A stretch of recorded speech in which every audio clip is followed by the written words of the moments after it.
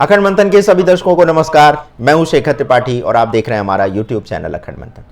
आज का जो एपिसोड है वो बहुत ही विशेष है, क्योंकि आज हम 2025 के लिए एक ऐसे बच्चे की भविष्यवाणी लेकर के आए हैं जिसने मृत्यु के बाद एक नया जीवन पाया, और इस नए जीवन को पाने के बाद उसने 2025 को लेकर के क्या समय देखा है। चलिए आपको आज ये अद्भुत भविष्यवाणी वाली एक रोचक कहानी सुनाते हैं।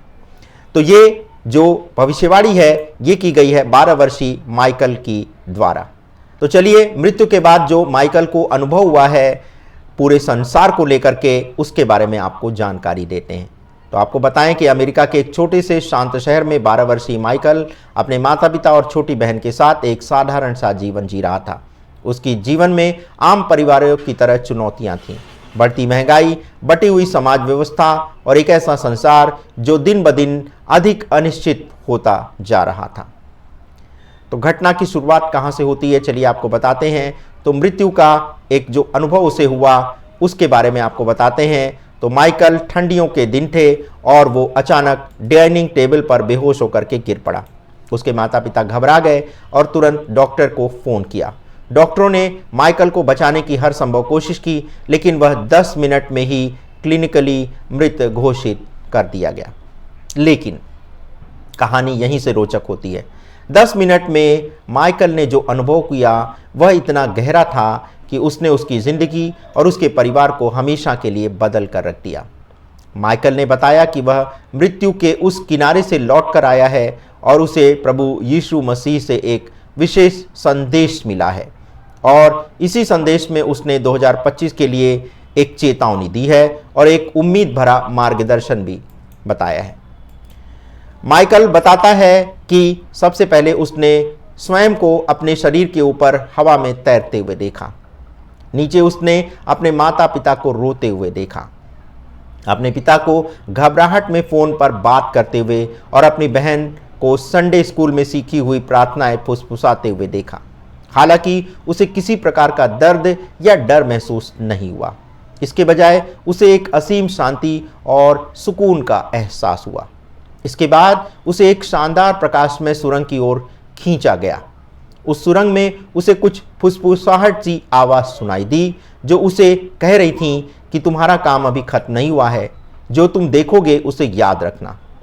सुरंग के अंत में वह एक स्वर्णिम स्वर्गीय स्थान पर पहुंच गया, जहां सब कुछ शांति, प्रेम और आनंद से भरा हुआ था।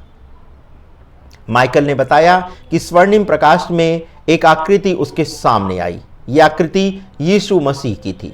यीशु सफेद वस्त्रों में थे और उनके चारों ओर एक दिव्य प्रकाश था। माइकल को डर नहीं लगा, बल्कि उसने असीम प्रेम और सुकून का वहां अनुभव किया।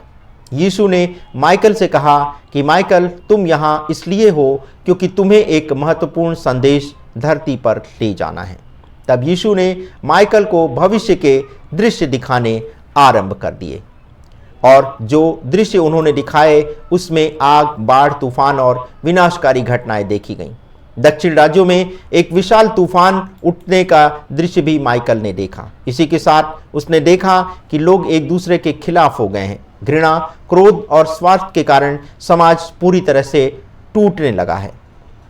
लोग प्रेम, विश्वास और एकता को भूल गए हैं। लेकिन यीशु ने माइकल को यह भी दिखाया कि लोग एक साथ फिर से आकर के समुदायों को फिर से बना रहे हैं। लोग प्रार्थना कर रहे हैं, एक दूसरे की मदद कर रहे हैं और आपस में प्रेम बांट रहे हैं। चमत्कार भी हो रहे हैं, बीमार लोग ठीक हो रहे हैं और अंधेरे में प्रकाश फैलता हुआ दिखाई दे रहा है। यीशु ने माइकल से कहा कि हर समस्या का हल प्रेम, विश्वास और एकता में है। ये विनाश कोई सजा नहीं, बल्कि एक चेतावनी है।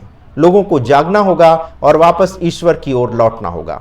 स्वर्ग से वापसी जब होती है माइकल की, तो यीशु माइकल के हृदय पर हाथ रखते हैं तो उन्हें माइकल को एक असीम गर्माहट और शक्ति महसूस होती है।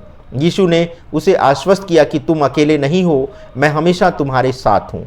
ये संदेश लोगों तक पहुँचाओ और डरो नहीं। माइकल ने स्वर्ग को आखिरी बार देखा, स्वर्गीय संगीत सुना और फिर उसने स्वयं को धीरे धीरे अपने शरीर में लौटते हुए पाया। माइकल की वापसी और संदेश का प्रसार अस्पताल में डॉक्टर और नर्सों को भी देखने को मिला। डॉक्टर आश्चर्यचकित रह गए जब माइकल को फिर से जीवित पाया। उसकी मां ने उसे गले लगा लिया और आंसू बहाने लगी। माइकल ने धीरे धीरे अपनी कहानी बताना शुरू किया। उसने बताया कि उसने यीशु को देखा, उसने भविष्य की झलकियां देखीं, उसने यीशु का संदेश सुना जिसमें उन्होंने कहा प्यार करो और माफ करो और विश्वास करो। शुरू में कई लोगों ने इसे मात्र हेलुसिनेशन समझा, लेकिन जैसे जैसे माइकल की कहानी फैली, लोगों की जिंदगी बदलने लगी। प्रेम, विश्वास और एकता का जो संदेश माइकल ने दिया है वो जो है बहुत महत्वपूर्ण है। तो आज का ये जो विशेष एपिसोड है ये यही बताने के लिए है कि ईश्वर भी एक सुनहरा समय लाने वाला है, लेकिन उससे पहले जो भयानक विभीषिका फैलने वाली है उसको लेकर के भी हमें सावधान रहना होगा। माइकल का संदेश एक आंदोलन बन गया है। अब लोगों की पूजा में, अध्यात्म में रुचि बढ़ने लगी है। सोशल मीडिया में लव यूनाइट जैसे हैशटैग अब वायरल हो रहे हैं। लोग प्रार्थना समूह बना करके प्रार्थनाएं कर रहे हैं। लोग छोटी छोटी अच्छाइयों के माध्यम से दुनिया को अब बेहतर बनाने में लगे हैं। माइकल का विश्वास अटूट रहा है। भले कुछ लोग इसके बारे में संदेह करें, लेकिन माइकल ने कभी बहस नहीं की। उसने बस वही संदेश दोहराया जो यीशु ने उसे दिया था कि डरो मत, प्रेम करो और क्षमा करो और विश्वास रखो। तो कुल मिलाकर के माइकल की कहानी केवल भविष्यवाणियों और चेतावनियों के बारे में ही नहीं है, बल्कि ये प्रेम, विश्वास और एकता की शक्ति को भी हमारे सामने बता रहा है। यीशु के शब्द आज भी गूंजते हैं, प्रेम करो और मैं हमेशा तुम्हारे साथ हूँ। और इस तरह से माइकल की ये जो मृत्यु की जो ये 10 मिनट की यात्रा थी, उसने एक बहुत बड़ा संदेश दे दिया है।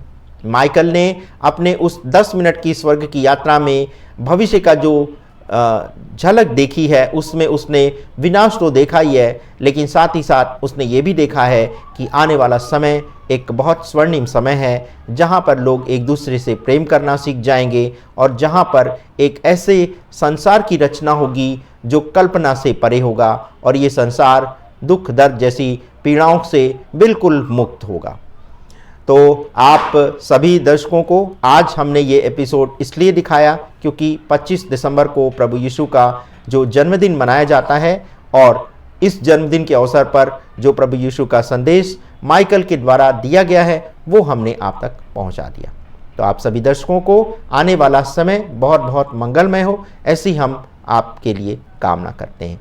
तो आज के एपिसोड में बस इतना ही। मिलते हैं एक नए एपिसोड में, तब तक के लिए हमें अनुमति दें। धन्यवाद, नमस्कार।